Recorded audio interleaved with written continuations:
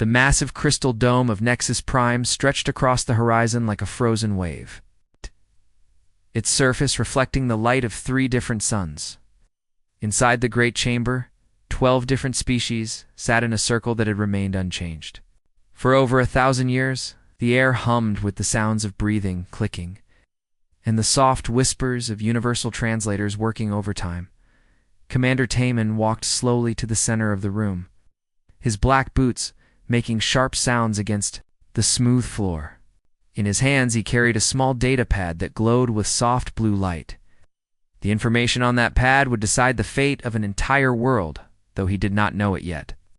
"The Earth file is ready for review," he announced, his voice carrying easily through the vast space. Above his head, a hologram appeared, showing a small blue and green planet spinning quietly in the darkness of space.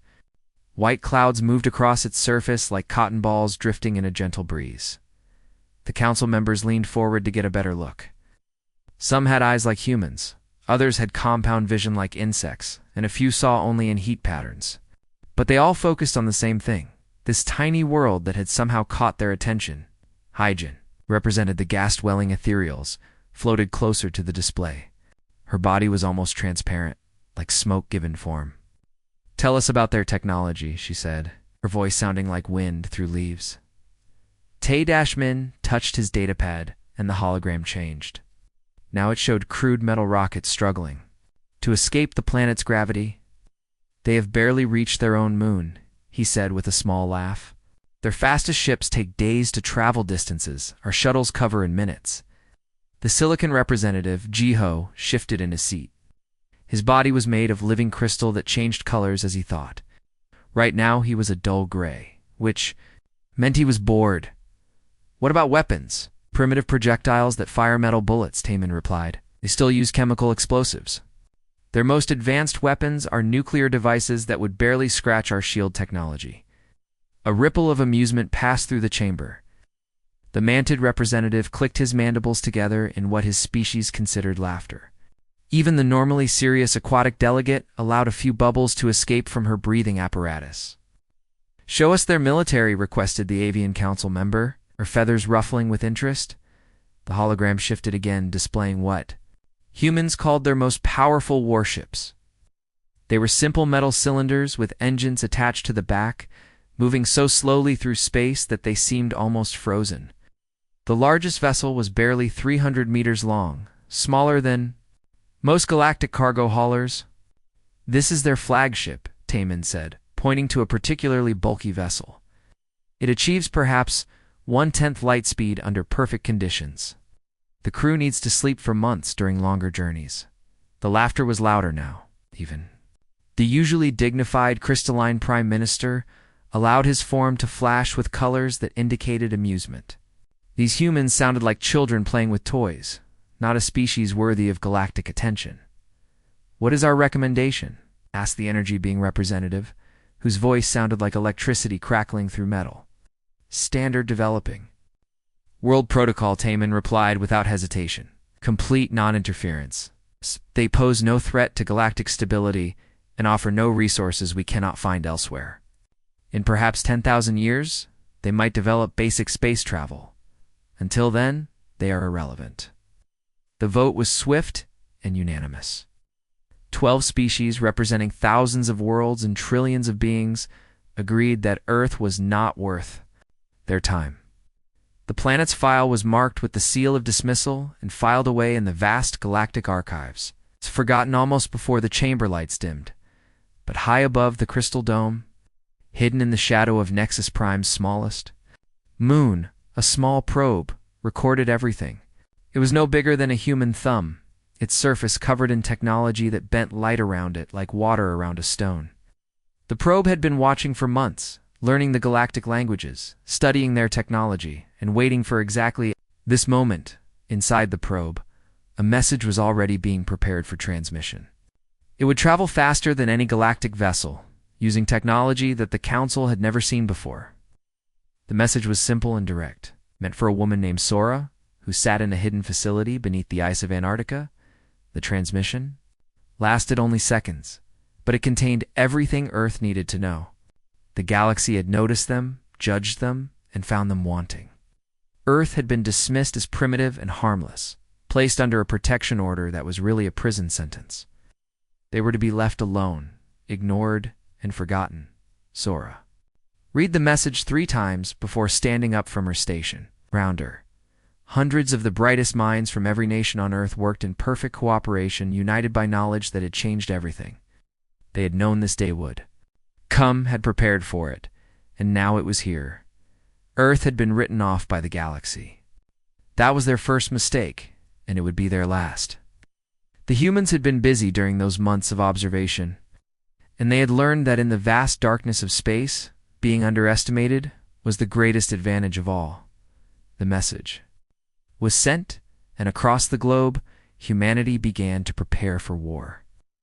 The monitoring station floated silently in the cold darkness beyond Earth's outer planets, its metal hull reflecting the distant light of the sun.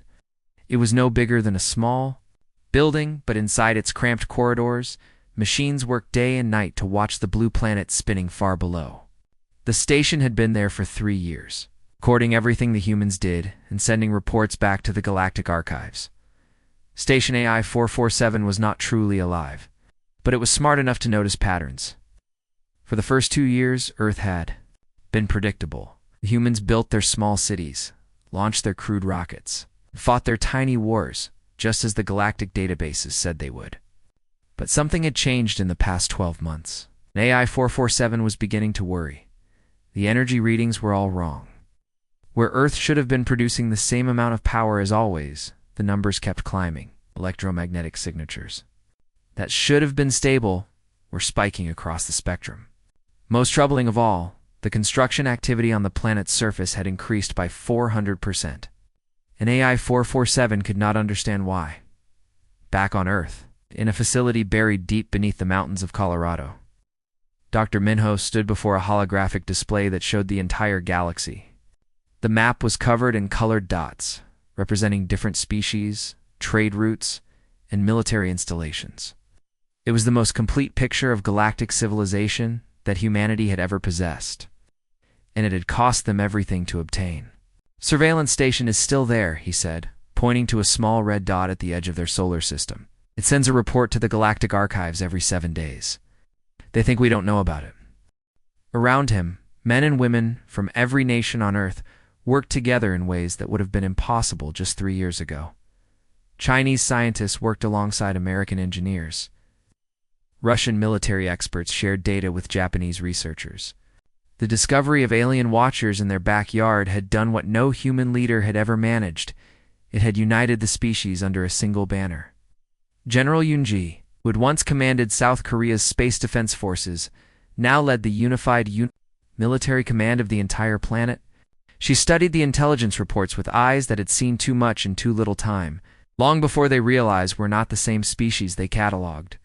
That depends on how smart their AI is, replied Dr. Kian-Su, humanity's leading expert on alien technology.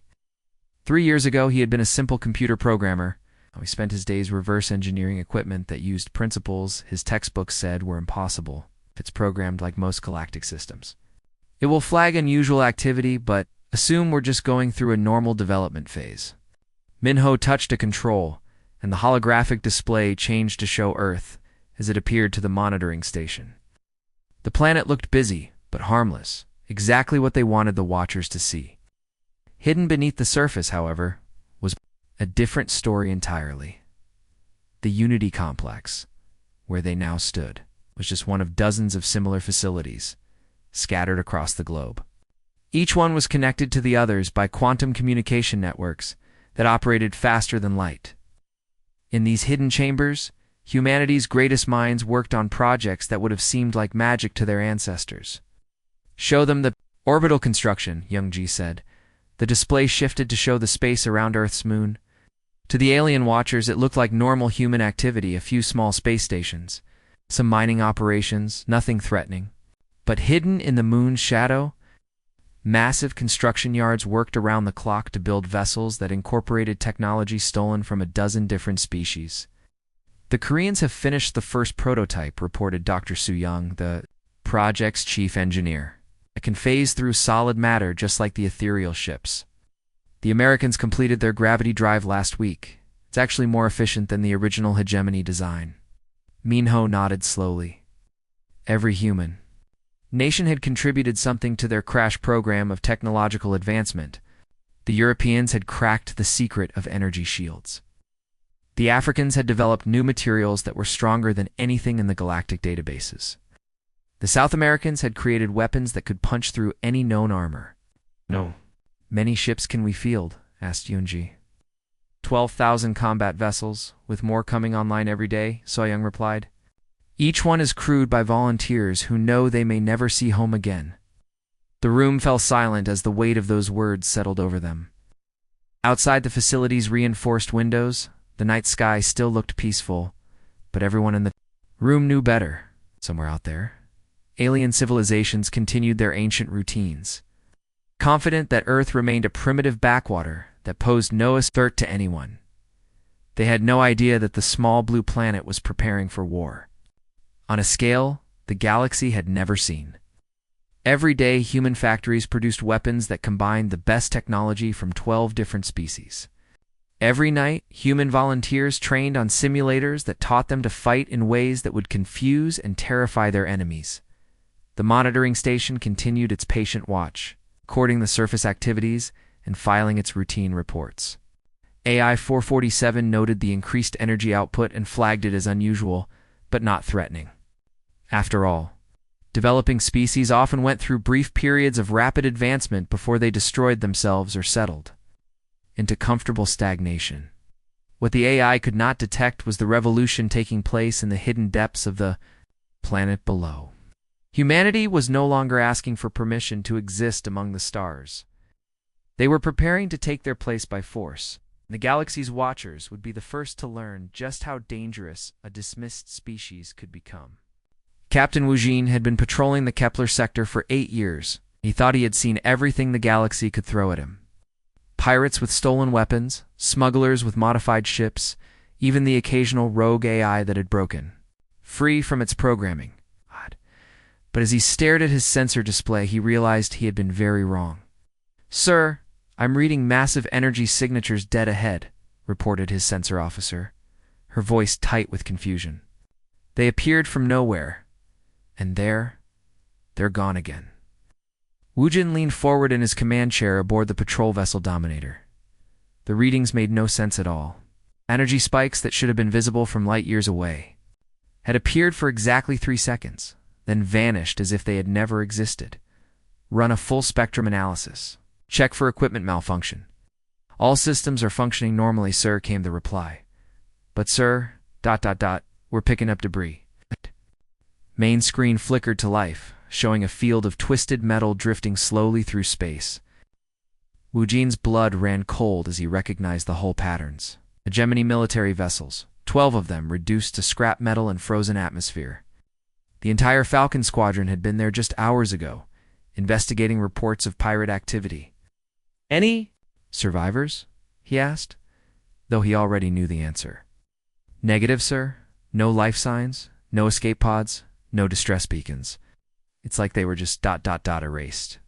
3 sectors away, on the crystal world of Nexus Prime, Councilmember Hijan received the first report with mild interest. Ship losses in the Outer Rim territories were not uncommon. Pirates had been growing bolder recently, and the military had been requesting more resources to deal with them. But as more reports arrived, her interest turned to concern, then to alarm. The attacks followed no pattern that galactic intelligence could understand. A mining station in the Vega system went silent during the night shift. A crystalline merchant vessel reported being inspected by unknown ships that appeared from hyperspace, performed impossible maneuvers around their cargo holds, then vanished without explanation. Most disturbing of all, the fortress world of Kethfer had gone completely dark. Its garrison of 50,000 troops and orbital defense platforms reduced to cooling metal in less than 6 hours. "The attacks are surgical," Dr. Sujin reported to the emergency council session. Normally calm demeanor had cracked, revealing the fear beneath. "They target only military installations. Civilian populations are left completely untouched. The attackers seemed to know exactly where to hit for maximum effect. Commander Taman studied the holographic display showing the attack sites. Red dots marked 23 separate incidents across 4 different sectors. What kind of technology are we dealing with? Unknown, Sujin replied. The energy signatures don't match any known species in our databases. Their ships appear to phase through solid matter, ignoring shields and armor entirely. Their weapons leave no recognizable damage patterns. It's as if they're using principles of physics we don't understand. The chamber fell silent as the implications sank in. The galactic civilization had been stable for millennia, built on the foundation that all species developed technology along predictable paths. Energy weapons led to energy shields. Faster ships led to better tracking systems. Every advance had a counter, every strength had a weakness. But these attackers seemed to be playing by entirely different rules. There is one more thing, Sujin said quietly. After each attack, the same message is broadcast on all frequencies in perfect galactic standard. The chamber's speakers crackled to life with a voice that was calm, cold, and utterly human. You should have asked first. The message was only 5 words long, but it sent chills through every council member. The syntax was perfect. The pronunciation, flawless, but linguistic analysis revealed something impossible. The speech patterns matched no known species in the galactic database. Whoever was behind the attacks was using a completely unknown language structure. Could it be a new species? Asked the manted representative, his compound eyes reflecting the light of the holographic display. Impossible, Taman replied. Our monitoring networks cover every inhabited system in the galaxy. No species could develop this level of technology without us knowing about it. But even as he spoke, doubt crept into his voice. The evidence was undeniable. Somewhere in the galaxy, someone was waging war against the established order using technology that shouldn't exist. They struck without warning, fought without mercy, vanished without a trace. Dr. Sujin activated another display, showing the attack patterns overlaid on a galactic map. I've been analyzing the strike locations, trying to find a pattern. The attacks appear random, but if you trace the energy signatures back to their point of origin, the display zoomed in on a small spiral arm at the edge of the galaxy. The Orion arm, barely worth noting on most star charts. At its center, a small yellow star with a handful of unremarkable planets. The third planet, Sujin whispered. All the attacks trace back to the third planet. The chamber erupted in shocked voices as the truth hit them like a physical blow. Earth, that primitive backwater they had dismissed just 3 years ago, was somehow behind the attacks that were terrorizing the galaxy. The humans, with their crude rockets and simple weapons, had become a threat that could strike anywhere and disappear without a trace. That's impossible, Taman said, but his voice lacked conviction. They're primitive. We have the surveillance. Reports, they barely have space travel. But deep in his heart, he knew the truth. The galaxy had made a terrible mistake when they chose to ignore Earth. The humans had been watching, learning, and preparing. And now they were ready to remind. The galaxy that being underestimated was the greatest weapon of all. The combined fleet stretched across space like a metal constellation, its thousands of ships representing the greatest military force ever assembled in galactic history.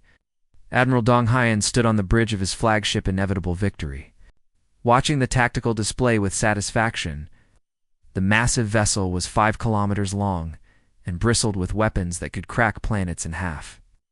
Long-range sensors are picking up the target system, reported Lieutenant Heywan from her station. The young officer had volunteered for this mission despite knowing they were heading into unknown danger. The third planet shows heavy industrial activity, but our scanners cannot penetrate their defensive grid.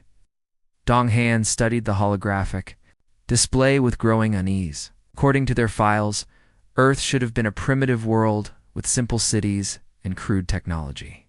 Instead, his sensors showed a planet surrounded by defensive installations that his equipment could not fully analyze.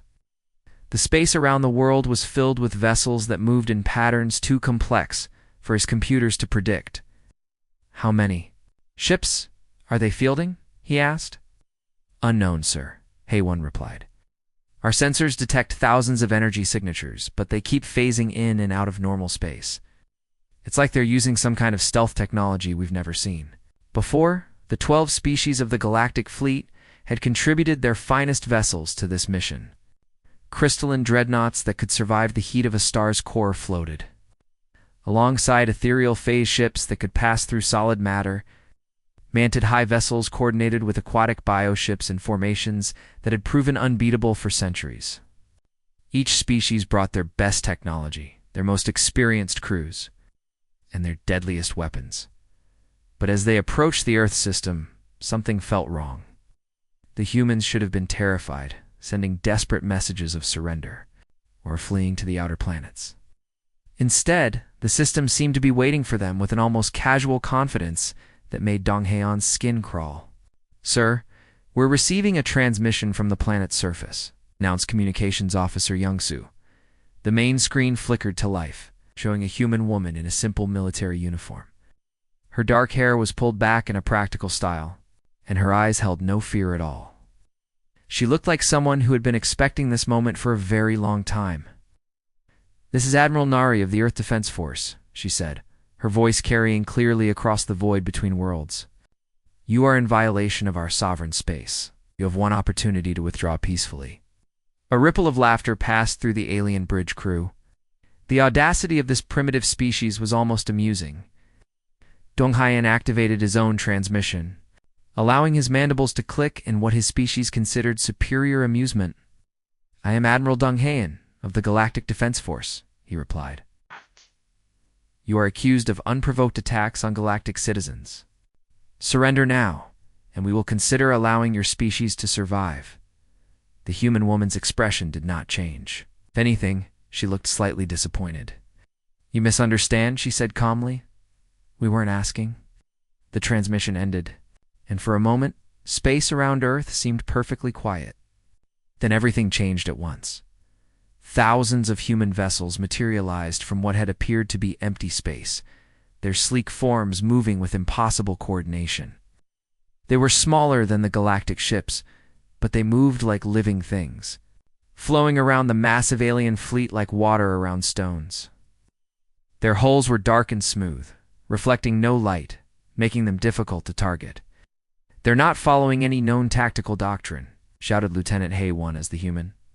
Ships began their attack. Their vessels are coordinating independently, but no single command structure should be able to execute these maneuvers. The Galactic Fleet had been designed to fight enemies that followed predictable patterns. Heavy ships engaged heavy ships, while fighters provided support. Battle lines formed, weapons fired in organized volleys, and victories were won through superior firepower and tactical planning. But the humans fought like nothing in the galactic databases. Their ships moved in 3 dimensions, using the full volume of space in ways that seemed impossible. They attacked from above and below, from angles that shouldn't have existed, using the Galactic Fleet's own size against them. Every time the aliens tried to concentrate their firepower, human formations shifted like liquid mercury, flowing around the attack and striking from unexpected directions. "Their weapons are penetrating our shields," reported the tactical officer. "The energy signatures don't match anything in our databases." Dong Haeon watched in growing horror as his supposedly invincible fleet began to take casualties. The humans were not just using unknown technology, they were using it with a creativity and adaptability that no galactic species had ever demonstrated. Where other civilizations relied on tried and tested methods, the humans seemed to be inventing new tactics in real time. "Sir, massive energy readings from the inner system," called out the sensor operator. "Something big is coming." The main display showed objects emerging from hidden bases throughout the solar system. They were not just ships. They were entire cities, floating in space, each one armed with weapons that seemed to draw power directly from the system's star. The technology was impossible, breaking every known law of physics. But the results spoke. For themselves, the inevitable victory shuddered as one of the human weapons hit its shields. The impact should have been absorbed easily, but instead, the ship's entire power grid fluctuated wildly around the flagship. The pride of 12 civilizations was being systematically dismantled by an enemy that refused to follow any known rules of engagement. Dong Han realized with growing terror that they had not come to conquer Earth. They had come to be educated in the true meaning of war. The Battle of Earth began at 1432 Galactic Standard Time and lasted exactly 14 hours, 7 minutes, and 33 seconds. When it ended, the galaxy would never be the same again. Admiral Dong Han gripped the armrests of his command chair as the inevitable victory shook under another impossible attack. Around him, his bridge crew worked frantically at their stations, their faces pale with fear and confusion. The massive flagship pride of the hegemony fleet was being torn apart by weapons that should not have existed. "Damage report," he shouted over the sound of alarms and sparking electronics. "Hull breaches on decks 40 through 60, reported Lieutenant Hei Wan, her voice cracking with stress. "Main power is down to 30%. Sir, their weapons are passing right through our shields like they're not even there." On the tactical display, the galactic fleet was slowly being destroyed. Ships that had ruled the spaceways for centuries were being picked apart by human vessels that moved like schools of fish. Flowing around the massive alien formations with fluid grace, the humans fought with a coordination that seemed impossible. Thousands of independent vessels acting as one mind, striking where the enemy was weakest and vanishing before return fire could find them. "They're using our own tactics against us," muttered the crystalline tactical officer, his form flickering between colors of confusion and fear. "Every time we try to form a battle line, they flow around it. When we concentrate our fire, they scatter and attack from behind. It's like they know what we're going to do before we do it." The truth was even worse than that. The humans had been studying galactic warfare for 3 years, learning from every battle, every tactic, every weakness. They had taken the best strategies from 12 different species and combined them into something entirely new, where the galactic races fought with rigid formations and predictable patterns. The humans fought with creativity and adaptation. New alarm began to sound, and Communications Officer Young Su looked up from his station with wide eyes. Sir. "We're detecting massive energy signatures from the inner system. Something is coming through the asteroid field." The main display shifted to show the space between Earth and its star. What they saw there defied every principle of military engineering. Enormous structures were emerging from hidden bases, each one the size of a small moon. They were not just warships, they were floating cities, bristling with weapons that seemed to channel the raw power of the sun itself. "That's impossible," whispered the manted science officer. "No species has ever built mobile battle stations of that size. The energy requirements alone would bankrupt a dozen worlds." But there they were, massive and undeniable, moving toward the battle with the slow majesty of mountains in motion. As they approached, the human fleet began to change its tactics. The smaller ships pulled back, forming a protective screen around the battle stations while maintaining their harassment of the galactic fleet. Admiral Nerez's voice cut through the chaos on all frequencies. Calm and professional, despite the destruction surrounding her ship. "You came here to destroy us because you thought we were weak," she said. "You dismissed us as primitive and harmless. You were wrong." The first of the human battle stations opened fire, and space itself seemed to scream. The weapon was unlike anything in the galactic databases. A focused beam of stellar energy that punched through the inevitable victory's shields like they were made of paper. The massive flagship, which had survived 100 battles across the galaxy, began to break apart under the assault. "All hands, abandon ship," Dong Han ordered, his voice barely audible over the sound of his vessel dying around him. Signaled the fleet to retreat. But retreat was easier ordered than accomplished. The human ships had surrounded the galactic fleet like a net, allowing some vessels to escape while destroying others with surgical precision. They seemed to know exactly which ships to target for maximum psychological impact. Command vessels died first, followed by the heaviest weapons platforms. The smaller ships were allowed to flee, carrying with them the news of humanity's power. The battle ended as suddenly as it had begun. The surviving galactic vessels, less than a third of The original fleet limped away from Earth's gravity well, while the human ships watched them go. No pursuit, no final attack, just a silent demonstration that the humans could have destroyed them all if they had chosen to. On Nexus Prime, council chambers were filled with the sounds of frightened aliens receiving battle reports. The greatest military force in galactic history had been shattered by a species they had dismissed as primitive. The implications were staggering and terrifying. Commander Taman stood before the assembled representatives, his uniform torn and his confidence completely broken. He had escaped the battle aboard one of the few surviving command ships, and the experience had changed him forever. Earth has claimed their place among the stars, he said quietly. They don't want to join our civilization. They want to replace it. The chamber fell silent as the weight of his words settled over the council. In the space of a single day, humanity had gone from being an ignored backwater to the dominant military power in the galaxy.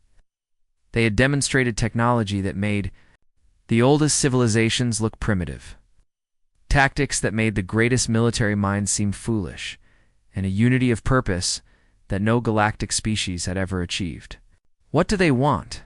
asked Hyjin, her ethereal form flickering with fear. Taman's reply was barely above a whisper, an apology for the interruption. The age of galactic dominance was over. Age of humanity had begun.